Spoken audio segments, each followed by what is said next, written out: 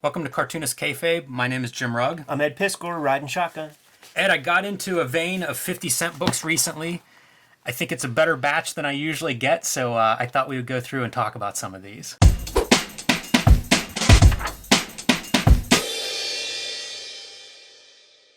When buying 50-cent comics, the mentality is a little bit different. You don't just necessarily grab everything, man. It's a whole extra 25 cents more than we're accustomed to spending. One question. Did you have a cutoff point for yourself? $20? I did not have a cutoff. Yeah. I wasn't sure what to expect because I've been there before. It was the VFW hall in Elwood City. Not a place I've had a lot of luck in the past. Yeah. So here's what I thought of. Yes. The difference between your quarter and dollar books in my mind is dollar books should be sorted.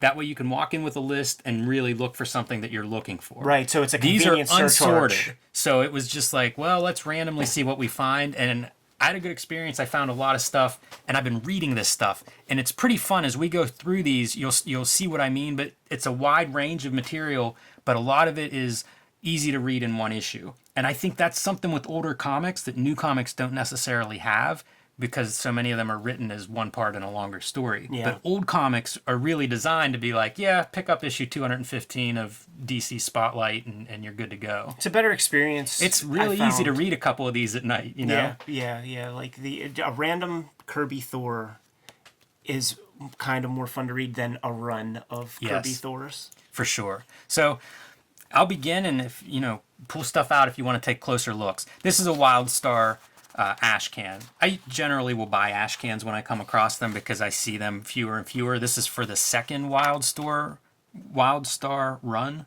So, like I said, pick it up, because why not? And it gives a little bit of background here. Yeah, not Jerry Ordway on the pencils, some new. Chris Marinan, yeah, he Jerry Ordway does not return to Wild Star, but some nice choice pinups, and I do believe it's an Image. The plan is Image. I hate the texture on that star, by the way, because it really is like a starfish. Yes. It's kind of weak. Yeah, I don't know if the first one was like that. The first one felt more fleshy or something kind of gross. Comic Talk, number 1, March 1993. Comic Talk was a magazine. It's all one interview, magazine length, with Sam Keefe. That's cool, man. David Allen Kraft would do that sometimes when comics interview, and there's not enough Sam Keith coverage out there for my taste. I have a lot of questions, and I wonder if this would answer some of them. So I want you to read this. Yes. And I want you to let me borrow it. That sounds like a plan. The other issues of this that I have is the Savage Dragon that I bought back in the day, Eric Larson, I guess I should say, and then a Larry Stroman Tribe issue. They're pretty fun. This is incredible. How about this? I brought you one. Oh, dude, awesome. Thank you. We've talked about it. Steve Olaf's Armature. So this shows up in Wizard 94. I think there's mention of this. And this is not published by Image Comics, and it's not 1994. So this is 1997, and it's issue number 2. Bill Sienkiewicz draws this first 2-page sequence, but after that, I think it's all Steve Olaf. Well known for being a colorist and a cutting-edge colorist at that. Colored a lot of early Image books, early computer color pioneer, and then started doing his own comic here. And I never saw one of these in person. Yeah, not at all. Wasn't sure they even existed. Ken Brusnick lettering. And you would see the Armature ads and just like single pinups in Spawn comics. He was a colorist on McFarlane's Spawn a bunch. And I had no idea this actually saw the light of day. Baker Street number 2. Yes. So these are Guy Davis early comics, published by Caliber. And basically, I'll just buy one whenever I see it. Totally, like I eventually I'll have a thing. run. Yeah. You could get a trade if you're ever in a rush, man. But great series, and you watch the growth of his art happen in exponential fashion, part by part. Yeah. Although to be fair, he was pretty good to start with. No doubt. Bob's favorite comics, the Subgenius comic book. Ed, I think you have this. Maybe I think this came in a Kayfabe package. It did. So I'm always kind of interested in this stuff through like conspiracy theories, the Subgenius. Yeah, Church of the Subgenius. So Paul Mavrides. He was the spearhead of that gimmick. Yeah, couldn't pass that one up. Roger Corman vibes. Yes, Roger Corman's short-lived series, Death Race. First issue is Kevin O'Neill. This one is not cover, man. Not an artist that I recognize, Matt Thompson, but it's part of that Roger Corman comics line, and I figured why not. Yeah. I've looked at Caged Heat 3000 before, passed on it at $1, figured 50 cents was the time. This is coupe colored using the blue line method, and you could see that the plate shifted. Good eye. Yeah. It's so funny to see kind of that metallic looking logo next to this kind of coloring style. Right, you just hit that one button in Photoshop and make that happen. Chainsaw Vigilante, issue 3. I have at least the first issue of this. I think I bought whenever it came out. Worth having for Xander Cannon's contribution, man. Probably one of the best New England comics out that isn't by Ben Edlund and the first 12 issues of Tick. Yeah, right, exactly. This is part of that Tick universe, and I like this character design, so this kind of all works. He's a good villain in the video game. This is a double of Concrete Celebrates Earth Day. We looked at this in a previous video. Has like a 25-page wordless Mobius strip in color that's beautiful. I can't leave that in a bin for 50 cents. I'll give this to somebody. Like I said on previous episodes, man, sometimes it's a rescue mission. Yes. And I like having books like that I can give to friends of mine and stuff. Peep Show #1. I don't have this one, but anytime I come across some of these alternative comics for like 50 cents or $1, because you don't see as many of these in those back issue bins, I'll pick it up. It's kind of cool that this is a first issue, 1992. Joe Matt, part of that Toronto collective of Seth and Chester Brown. So I ended up with a few of these kind of alternative comics. Look at that, man. That's a good vein to hit. This is another Dirty Plot #1 is another double for me, but I did not have Hate #1, and I love that Hate #1 cover. Yeah. So I don't know who will get the Dirty Plot, but Kamui, #11. This is the last Kamui that I needed. Oh, nice. So I've threatened to bind these Kamuis into one giant volume. That might happen. Don't fuck it up, man. This is too cool a comic to screw No time up. soon.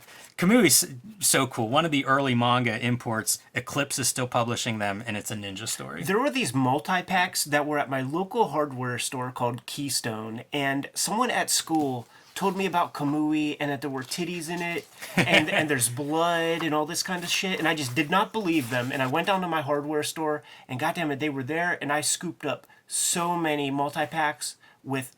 There was a Faust comic in one. Wow. Yeah, like the person who bound these things were just like, well, comics, yeah, like little kids read them, and they were in the toy section. You know what I'm saying? I got my first Fantagraphics comics from there, and I put together almost a complete set of Kamui from the hardware store. These are fun, and it's cool to me to like put a set together because like the Baker Street, like I would just buy a couple of these whenever I would see them, and eventually I kind of went through and was like, oh, you know what? I'm only missing a few issues. Now I'm not missing any. This is a collection, I think, of the backup that ran in Hellboy Seed of Destruction. Yeah. Art Adams, Monkey Man and O'Brien, part of the Legend line. I like Art Adams. It's pretty easy to sell me a 50-cent Art Adams comic, especially one that I don't have, even though I guess I have this in pieces. But maybe I'll keep it or pass it on. Amazing Heroes preview specials. Do you know these? I don't. They would come out annually, and then whenever comics got a little bigger, they would come out maybe seasonally, and it's a listing of everything that's coming out. Like for this one is probably like summer 1987. Yeah, So and on the cover, it's promoting the Bob Burden written Art Adams Gumby specials. yeah, speaking of cool Art Adams comics, like those Gumby specials are really nice. Yeah, they work. Kim Thompson editorial, but what you get into is like all these titles of books, where they're at, who's working on them, what's coming up, and usually, you know, a couple % of these never come out, so you'll see some interesting stuff listed. You know something, Jimmy? Like we put Nice notes American together. flag entry. We put notes together when we do Wizard episodes and all of that. I could tell just from looking at this that we could probably open this up cold and do a good hour, man. So we might have to do that. These You are might have wonderful. I have probably 10 of them because I started buying them for 1986, but then like they're just wonderful. Reggie Byers. We could talk for Reggie Byers for 30 seconds. Absolutely. Chuck Norris and his Karate Commandos, penciled by Alex Suviak. No, it wasn't. Penciled by Ditko. Steve Ditko. Yeah, and the most placid sword fight you'll ever see in comics, actually. So we could definitely spend some time going through this, and it's usually a pretty good both Indies and Marvel DC stuff. So there's a lot to cover in these things. Roach Mill, nice piece sick. of Tom McQueenie art. Yeah, big fan. These are great, and 50 cents, man, I will get 50 cents worth of reading out of there. I almost always buy Amazing Heroes if I find them for 50 cents. Same. There's always great stuff from advertising to whatever. In this case, Weapon X Barry Windsor Smith big interview. Sam Keith cover, which is, I'm not sure about that. That's early Sam Keith Wolverine, 1991. Yeah. Sam Keith had some relationship with Fanta, I believe. He would do some little covers and stuff. By the way, Jim Lee's still on X-Men. So this is right before X-Men sells 8 million copies or whatever. Interesting time. That's a good snapshot period, 1991. So you were making note of the good and cheap section in Wizard, I see. Hey man, I know lots of people that swear by Giffen. I've been wanting to try out some Keith Giffen, and Legion is something that people recommend. It's definitely pretty to look at. I haven't read these yet, but it's very attractive art. You know, I like these, the way they look, and I make mistakes at these sales. Yeah. I sort stuff out as to what I'm buying and what I'm leaving behind, and somehow I ended up with 2 copies of Legion of Superheroes special. So now you have one, Ed. Promethea #1. This is the Alan Moore, long-running Alan Moore Wildstorm series. I've never read any of these. Since it's #1, like what I try to do in some of these pools is find a comic that I can read, that I'll actually read. And it's like a #1, good place to start. Give this a shot, right? It's Alan Moore. I'm sure it's good. I'm sure I'll learn from it. Yeah, he gets very deep in the weeds with magic and stuff like that. So it's like, of the 3 projects he did, or 3 or 4 from ABC, this is the like one for me and the one for you, one for me kind of tandem. That's the one for me joint for sure. Ghost Rider 2099. This is a series that I kind of like whenever I look at it. I don't know about reading it, but it's fun to look at. And this is early Ashley Wood art. Oh, interesting. Yeah, this is kind of, I don't know, halfway. I don't know how long this series actually ran. So this is probably halfway through. Chris Bacalo started the book, so I mean, it's good looking from the beginning. Like that stuff's really attractive too. I like this character's design. It's kind of neat. Ghost Rider's such a good looking character. Punisher Armory #5. Wow, you were missing one. There's so many of these things, and they are so weird. Like, I can't believe this thing exists. I used to buy these off of the newsstand. This was as a kid. This was the age just guns, where man. Gun porn. The toy guns that I had did not have a little orange nipple at the end of them. Yeah. But this would be the end of that era. Like when I was a little kids started getting shot a little bit. This is another one. I don't know how many of these ran, but it's in the double digits. That's so and it's funny. just guns. It's just guns and descriptions of the guns. NFL Super Pro. You got to pick up a Super Pro when you see it, right? I picked that up off the stands when I was a boy, man. It's so bizarre. Oh, now we're getting into the gimmicks, boy. One of the Jay Lee Spider-Man issues with Iron Fist. I think I had this and got rid of it, but man, this is the era of Jay Lee I like, and Iron Fist was a character I really dug around this time. We So got a Batman cameo in there. he does a really good Spider-Man. I like his Spider-Man a lot. Does some interesting choices, like the negative space there. I Something was you don't always see a attracted lot. to that. Yeah. You know who would do this a lot later would be JR on his like second run. Yeah. Such a good era, man. It's that dark Spider-Man that McFarlane, I think, popularized. Looks really great in Jay Lee's hands. I ended up picking up the first 4 Hawk and Doves, and actually, I shouldn't say this on the air maybe, but he gave me this. I was checked out, and I was waiting for Lex to check out, and these were sitting there, and I was like, oh, I'll grab these. And he's like, you can just put them in your bag. So early Rob Liefeld, maybe first Rob Liefeld. I think he might have done something here or there before that. We'll say first, like, big 2 or whatever. It's pretty interesting to revisit his art here, where it's a little more conventional. You can still see the Rob in there. You can definitely see his style, but it's not nearly as stylized as whenever he's at the peak of his popularity. And I think we read a McFarlane thing where he was talking about, this new guy at DC that was aping his style a little bit. Right. You can really see that here. Like I think to me this is the most like McFarlane-esque of the Rob Liefeld stuff that I've seen. So pretty fun to look. I mean, because it is definitely Rob Liefeld. You can see the style is there. Look at those guns. I was going to say the guns are the sales point. Here's one for you, Ed. Batman and the Outsiders at the 1984 Summer Olympics. This is actually Batman Outsiders 15, but it is drawn by Trevor Von Eden. So, as you can imagine, very, very nice. Although I do wonder, was this thing dashed out quickly? Because he's not the regular artist on this series, which always makes me think, fill-in artist, something went wrong, last minute. But who cares? Like, any Trevor Von Eden, especially from this era, is worth looking at. And he's kind of like, the faster he has to be, the more interesting it is. Almost all of his projects I find very interesting. Like, he's definitely a thoughtful, we talk about thoughtful artist. Trevor Von Eden's definitely a guy that's not copying from somebody.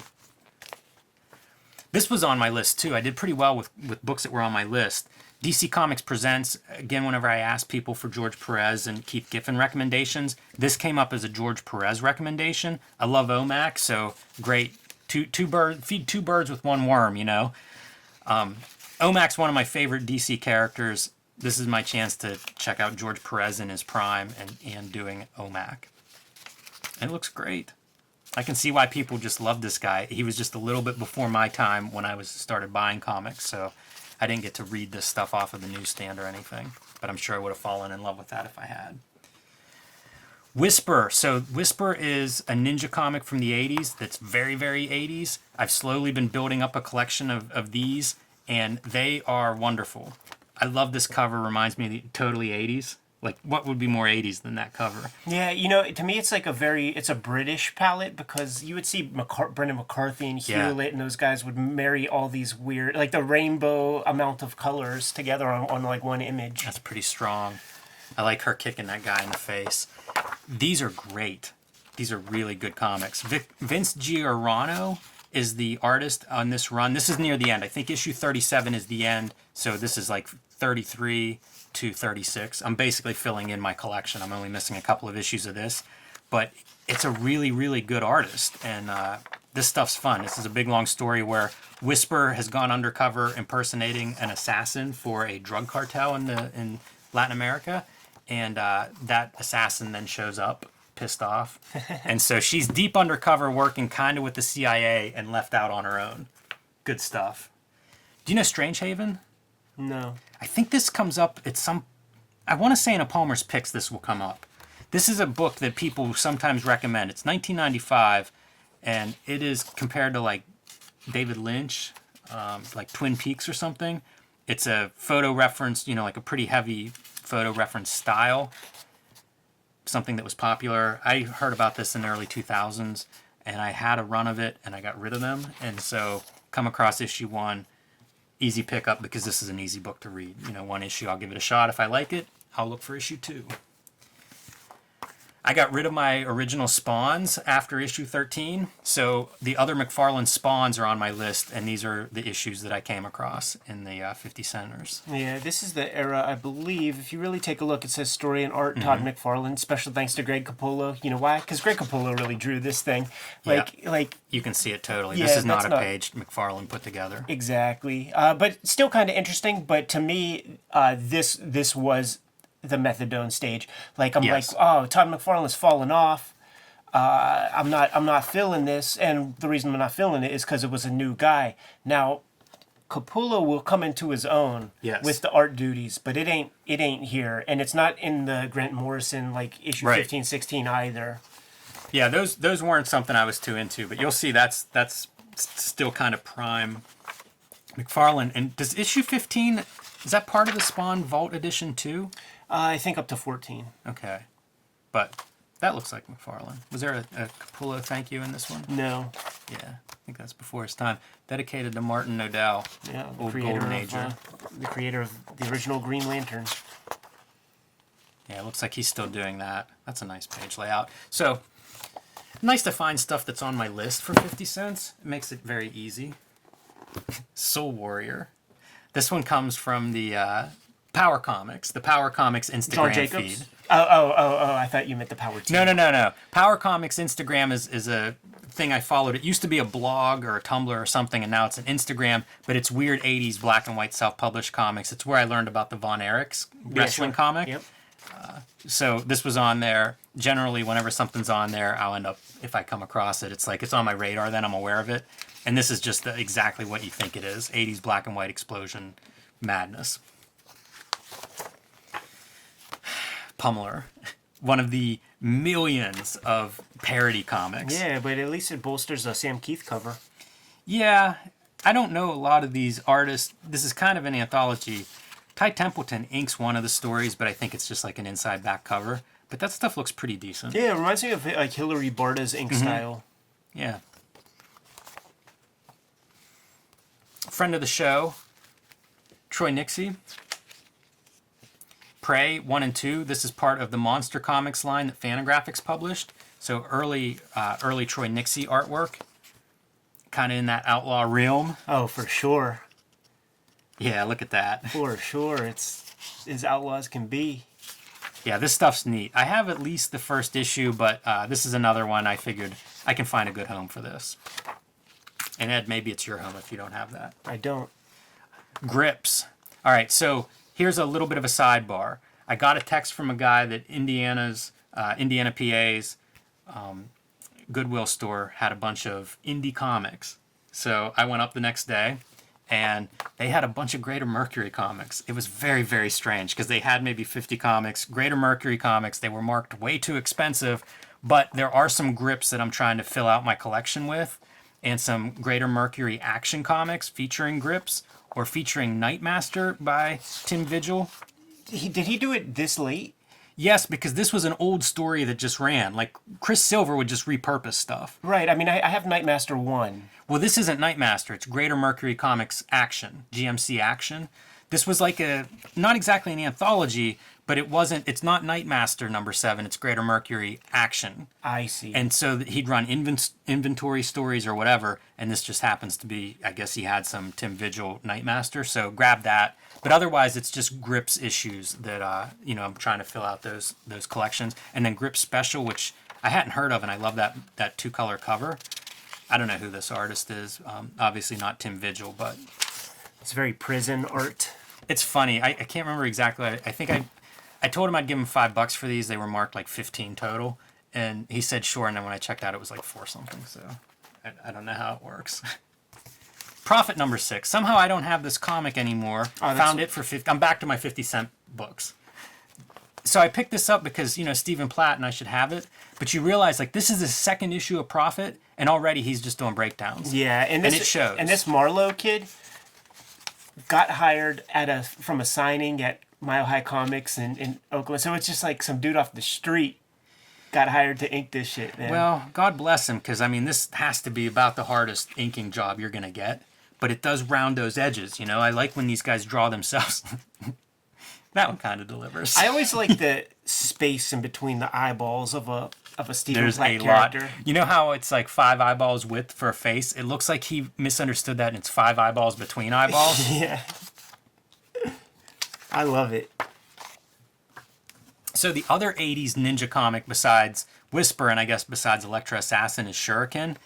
This is a miniseries, Cold Steel #1 and 2. This is by Eternity, and Reggie Byers is not involved in this, but I still buy Shurikens for 50 cents, because why not? I actually kind of like the look of this. It's very different than what I think of as Shuriken, but that's okay. Like, art and design by Taylor. So, I don't regret paying 50 cents for this at all. This lettering we're going to see again. This is Debbie Berchem. I'm going to show you a comic by Debbie Berchem and her husband in a minute at some point here. This looks like a Byers gimmick. This is Byers. So, Blade of Shuriken, not the original Shuriken series, but it's Reggie Byers' art. And anybody that's unfamiliar with this stuff, I love it. It's ninja comics. So, like, she ends up getting in a fight with this guy who has, like, razor blades in the ends of his hair. And I guess he had fought her in a previous issue and won, but now she's ready for him. So, here they are with the round 2, and she does pretty well because she understands, like, his strength is in his hair. I was reading this, Ed, and I love it. It's charming. I don't think you could do a comic like this now. Like, if you look at it, it's so, I don't want to say amateur, but there's a roughness to this, which really fun, but of its time. Yeah, sure. I mean, yeah, you can make this comic and you'll sell 300 copies, and you and I will be one of the customers. She's great, though. This is a really fun, like, if Shuriken's one of those 80s books that has a sweet spot in my heart. Dig. So, From Beyond #1. I have another From Beyond, and it features early Al Columbia art. Yeah. And I was looking at this, and I'm like, man, that looks like Al Columbia, right? It's signed Lucien. And if you look in here, it's like the stories, there's a couple stories. Lucien is the guy credited with this, which is the most Al Columbia looking of the artwork that's in here. But then there's a special thanks, and it's different people thanking who they want. Al Columbia would like to thank Bill Sienkiewicz for a lifetime of learning and wisdom in roughly 1 year. So he's involved somehow. And I wonder if Lucian is like a pen name or possibly a few artists working together under that name. This not Al Columbia, but there's another story that, again, looks like it. So 50 cents, weird thing, you know, like this. Doesn't this look like Al Columbia to you? Yeah. Especially early, like early 90s, 91. And a little bit of Outlaw. Danger Girl Special, flip book, I might add. Joe Chiodo is drawing this one. I always like his color. Yeah, I do too. It's kind of different, although there aren't a lot of backgrounds in this one. But I do like the color. It's neat to see like no black holding lines. And then the flip side, Art Adams. So again, you can sell me an Art Adams comic for 50 cents on most days.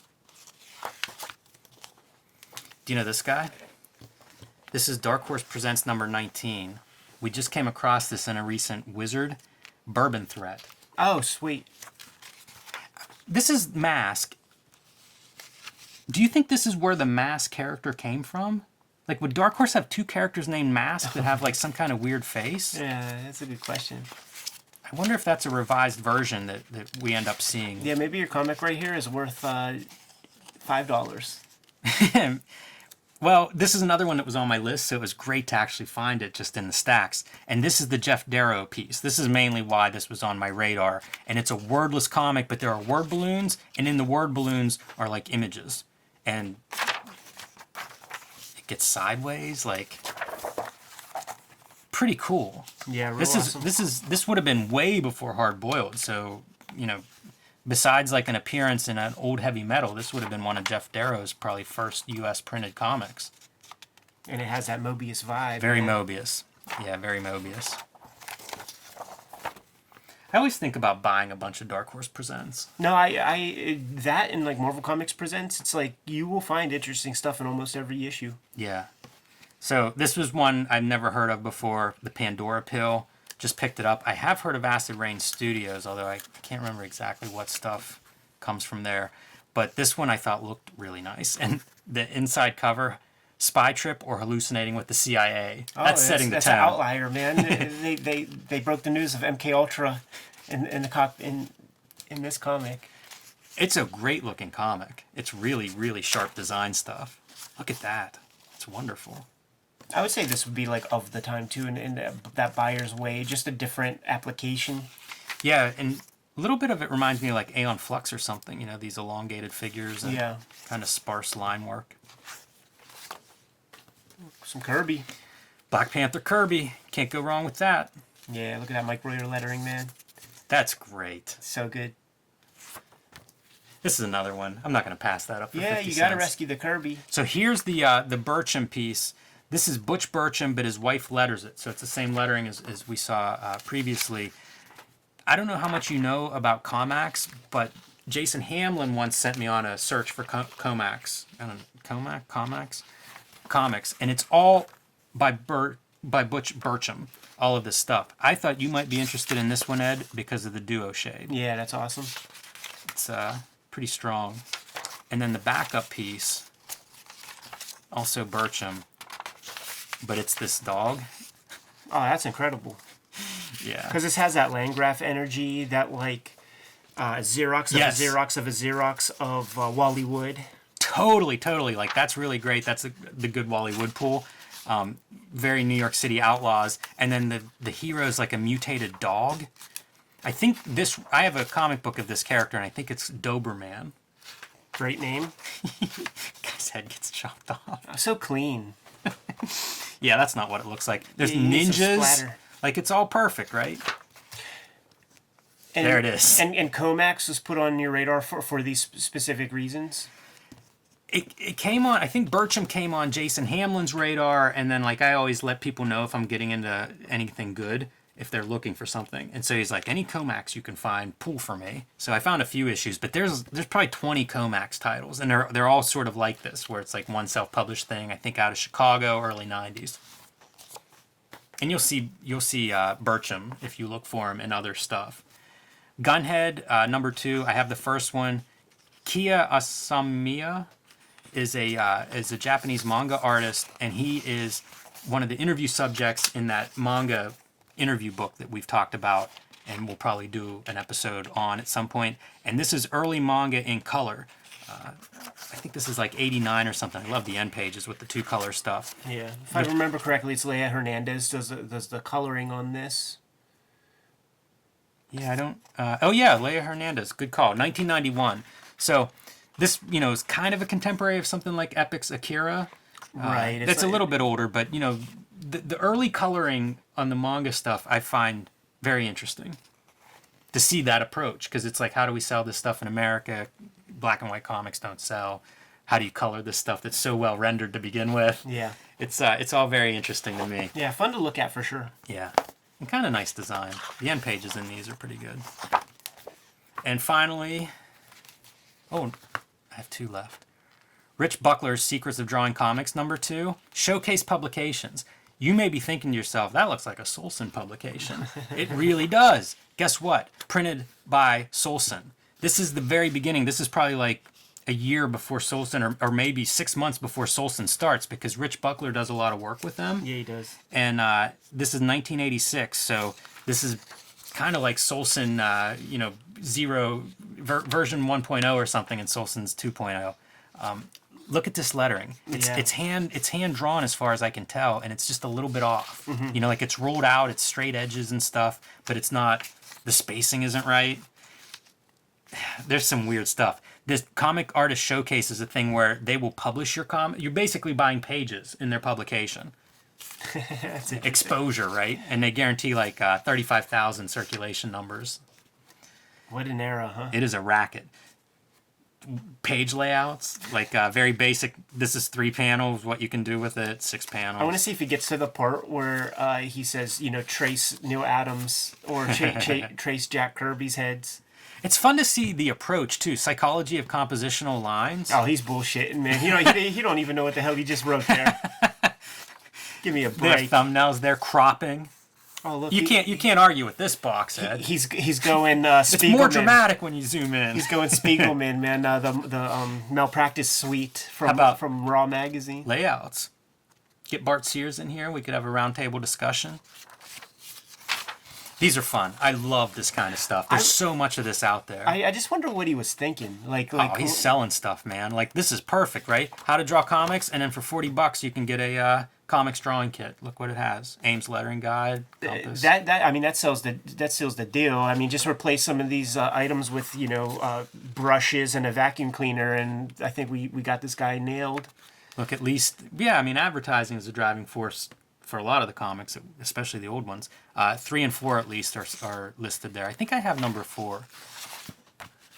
So this is Marvel Comics Presents #45, and this was on my list. It was the last comic I found in the 50-cent haul, and I was thrilled when I pulled this out. I think we could do a dedicated episode on this, if we haven't already. How you like that for a hedge, Jimmy? Sounds good, Ed. Let's get the heck out of here, man. That was an awesome pull. Awesome takeaways. What do you say, $30? 25, I think I paid. It's good value, Jimmy. Even 50-cent comics, I think I paid like 47 cents a piece. Yes.